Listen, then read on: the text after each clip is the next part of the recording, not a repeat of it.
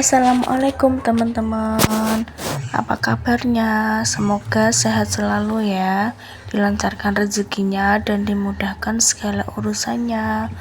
Amin ya robbal alamin.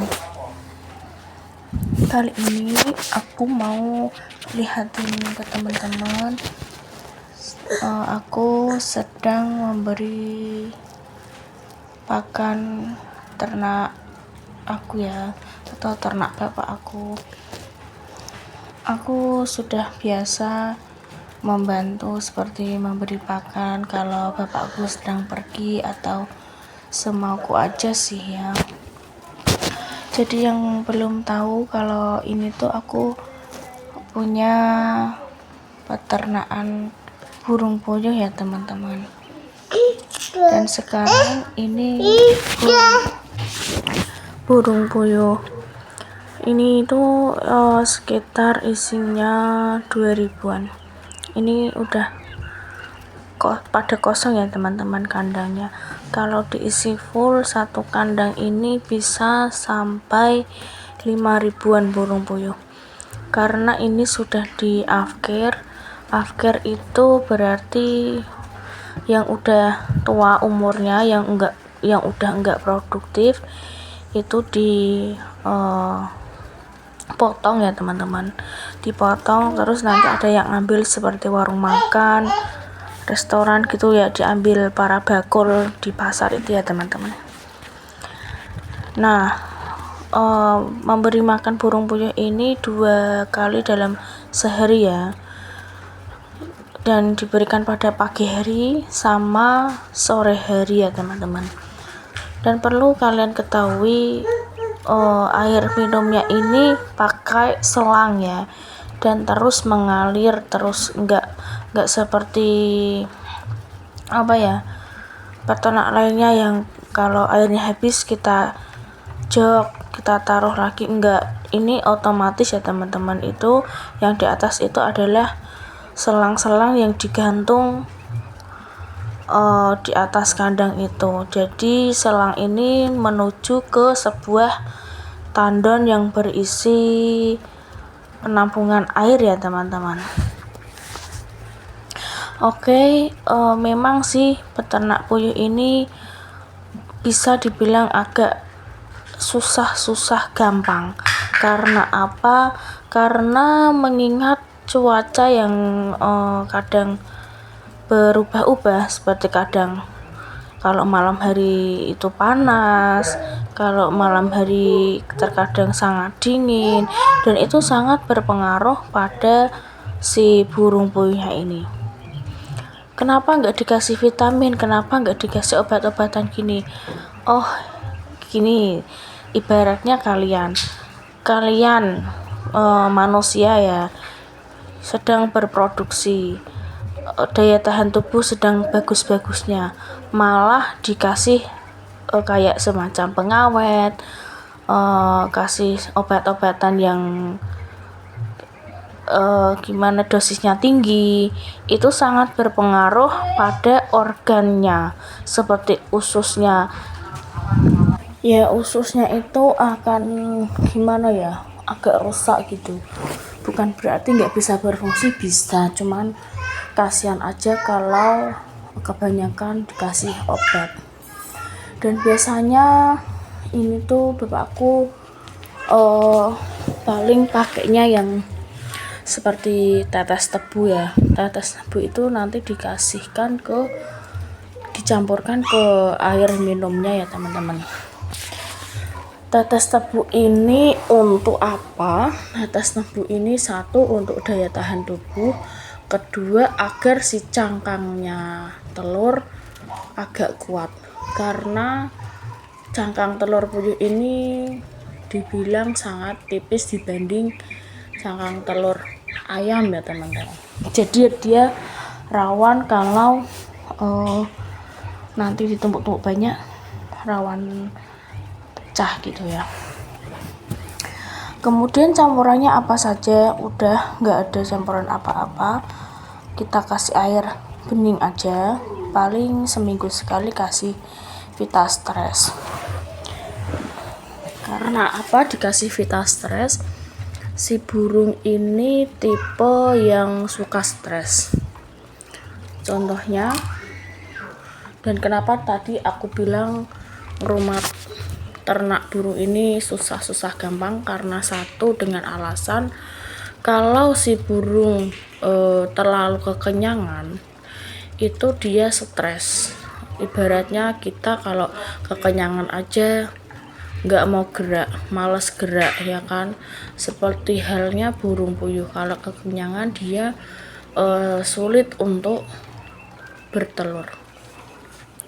Dan kalaupun dia kekurangan makan atau telat kita ngasihnya makan, itu dia juga bisa dibilang stres, karena kita aja yang ibaratnya manusia makan telat, kalau sedang bekerja kadang pikiran kita nggak sinkron, ngeblank.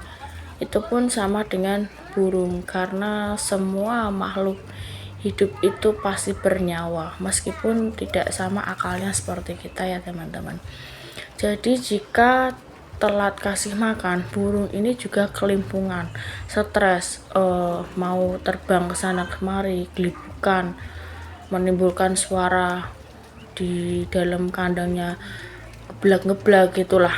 Ya, pokoknya nggak harus, pokoknya jangan terlalu lapar dan jangan terlalu kekenyangan. Nah, waktu yang pas untuk kasih makan burung ini itu pagi sama sore hari ya teman-teman. Oke. Dan aku ini sedang ngambil telurnya. Nanti telurnya mau jual kemana, ada yang tanya gitu, jual kemana, atau jual ke pasar, jual ke pengepul, atau nanti diambil sama bakul. Ya benar, nanti telur ini akan aku kirim ke bakul ya teman-teman, enggak ke pasar dan enggak ke pengepul. Dan ini tuh kirim ke bakul, atau biasanya bakul yang nyamperin ke rumah ambil telurnya. Kita sudah bergelut di dunia peternakan ini dari mulai tahun 2020. Agak lama dan nggak terlalu nembe-nembean ya teman-teman, karena di sini, karena yang namanya usaha pasti ada yang namanya jatuh bangun, pasti ada. Di tahun, sedikit cerita, di tahun 2021 atau 2020 akhir, satu kandang ini terkena haratan ya teman-teman. Haratan itu yang belum tahu, jadi satu kandang itu terkena ya bukan virus namanya, cuman unggas. Kalau ada yang mati satu, itu semuanya ikut mati. Bukan dalam satu burung ya, enggak, tapi ya itu kan ceritanya tuh kalau ada ayam mati terus kena angin, ya itu virusnya itu bisa menular ke burung ini. Jadi sifat burung ini tuh sensitif ya, sangat sensitif. Dan itu kalau cuacanya dingin banget itu juga pengaruh sama telurnya. Dia nggak mau bertelur secara maksimal, dan telurnya itu ukurannya agak kecil ya teman-teman. Sedangkan di pasaran kalau agak kecil, mereka para bakul itu agak kurang, nggak mau lah, intinya tuh gitu, kurang gede, nggak seperti nggak apa ya namanya itu, nggak pada umumnya telur puyuh gitu. Jadi kalau yang pas masa itu para peternak ya merasa sedih, karena pasti yang kecil-kecil itu dijual kiloan ya teman-teman, nggak kiloan yang paling kalangan orang kampung sama warung sate yang beli ya. Jadi banyak yang nanya, bagaimana prosesnya burung puyuh bertelur dan kapan saja waktunya. Oke, di sini aku akan menjelaskan sedikit dari pengalaman aku yang aku ketahui ya teman-teman. Jadi burung puyuh ini 1 hari pasti dia bertelur ya, 1 hari. Enggak seperti ayam yang beberapa dibuahi itu bertelur. Jadi ini reproduksi burung puyuh ini secara sehari terus menerus berproduksi, karena yang mendorong untuk bertelur itu adalah si pakannya itu ya, purnya itu namanya, pakannya itu namanya purnya itu udah ada kandungannya yang dimana untuk memproduksi untuk 1 hari tetap bertelur ya teman-teman. Jadi kapan aja waktunya burung puyuh ini bertelur. Oke, waktu burung puyuh bertelur pada umumnya sekitar jam 5 sore sampai malam hari ya teman-teman. Jadi kebanyakan itu habis maghrib itu lagi banyak-banyaknya mereka bertelur ya, dan biasanya itu bertelurnya secara bersamaan ya teman-teman. Oke, jadi yang udah nggak penasaran ya teman-teman dari jawaban aku. Jadi burung puyuh itu tidak dibuahi toh. Jadi burung puyuh itu nggak perlu ada yang lanang toh. Semuanya harus wedok toh. Iya, karena itu dari reproduksinya burung itu dari pakannya ya teman-teman, bukan dari persilangan antara lanang wedok ya teman-teman.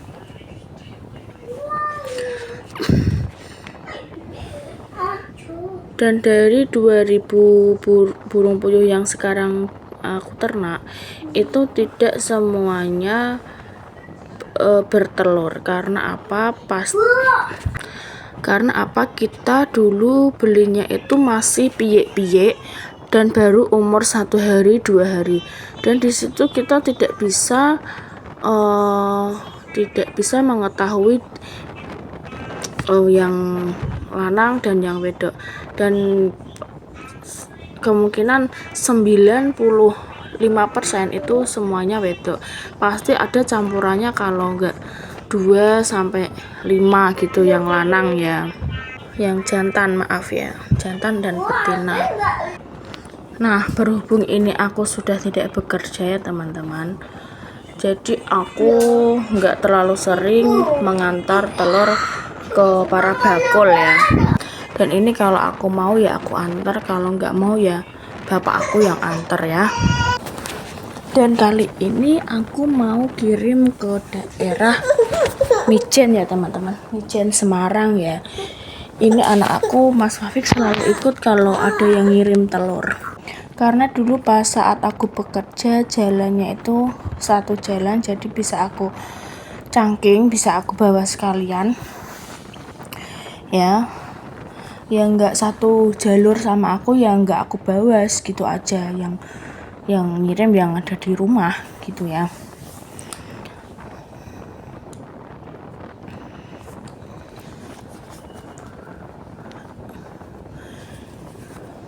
Ini aku kirim setelah tadi aku kasih makan ya teman-teman.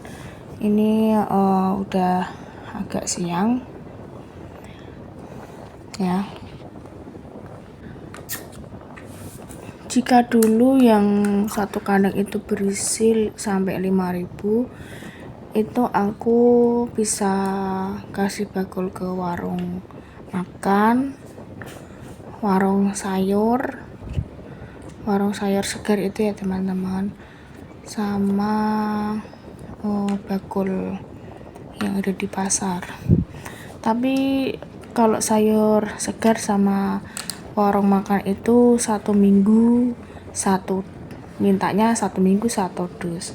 Beda kalau yang bakulan di pasar, karena setiap hari dia pasti ada yang beli dan itu ambilnya 4 sampai 5 dus selama 1 minggu ya teman-teman. Kok mainnya dus-dusan mbak gitu? Iya, karena enggak kita jual kiloan. 1 dus itu isinya 750 butir ya. Dan masalah harga itu tergantung naik turunnya pakan dan wayahan musim gitu ya teman-teman, mengikuti pasaran aja ya gitu. Jadi nggak usah diambil pusing untungnya seberapa, ambilnya seberapa, yang terpenting setiap hari itu bisa menghasilkan. Karena kalau diceritain susahnya pasti sangat ngeri. Jadi yang aku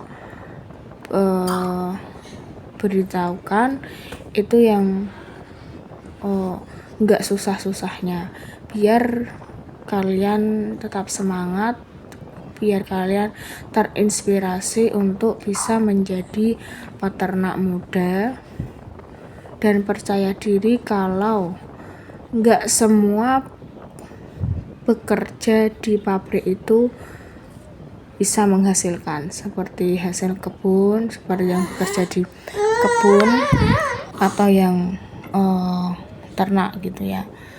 Kadang ada sebagian orang yang menilai kalau wong kerja kuwi ya ning pabrik ngono. Tapi saya kira tidak semua,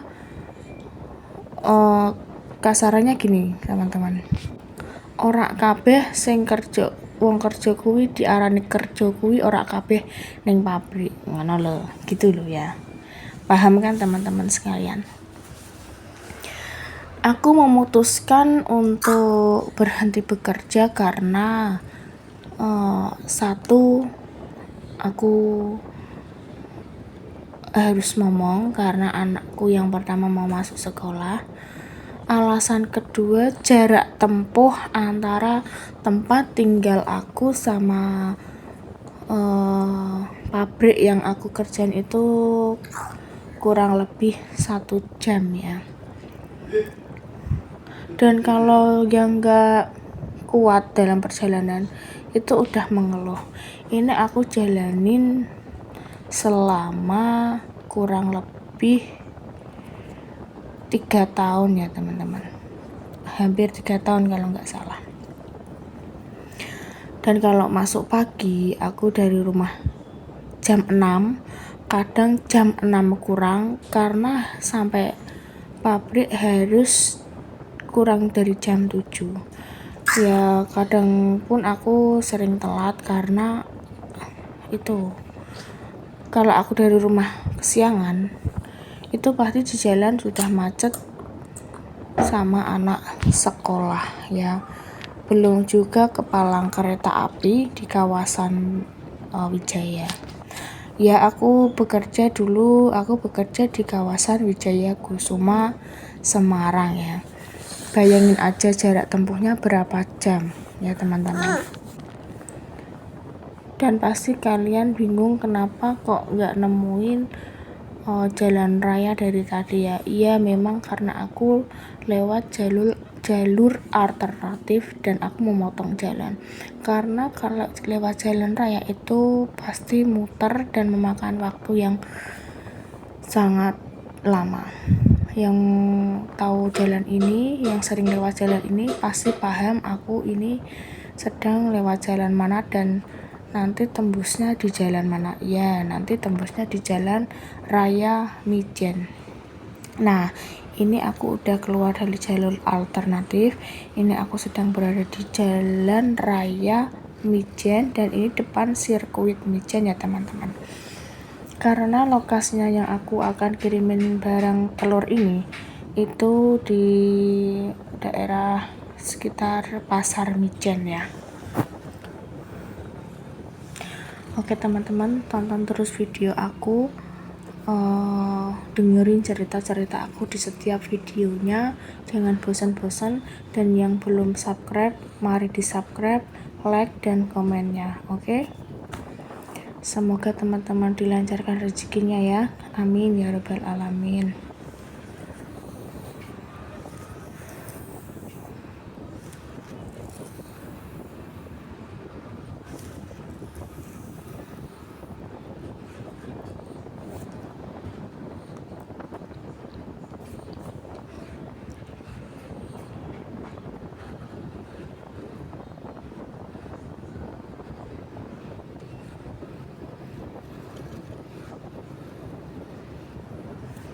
Kadang juga ya teman-teman, lama nggak ngendarain kendaraan sendiri, nggak ngendarain motor sendiri, itu di telapak tangan tuh terasa semutan kebas gitu ya teman-teman. Nah ini aku udah memasuki kampungnya ibu yang aku akan kirim telur ya.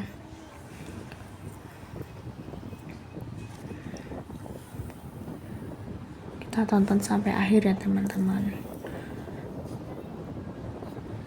Assalamualaikum warahmatullahi wabarakatuh.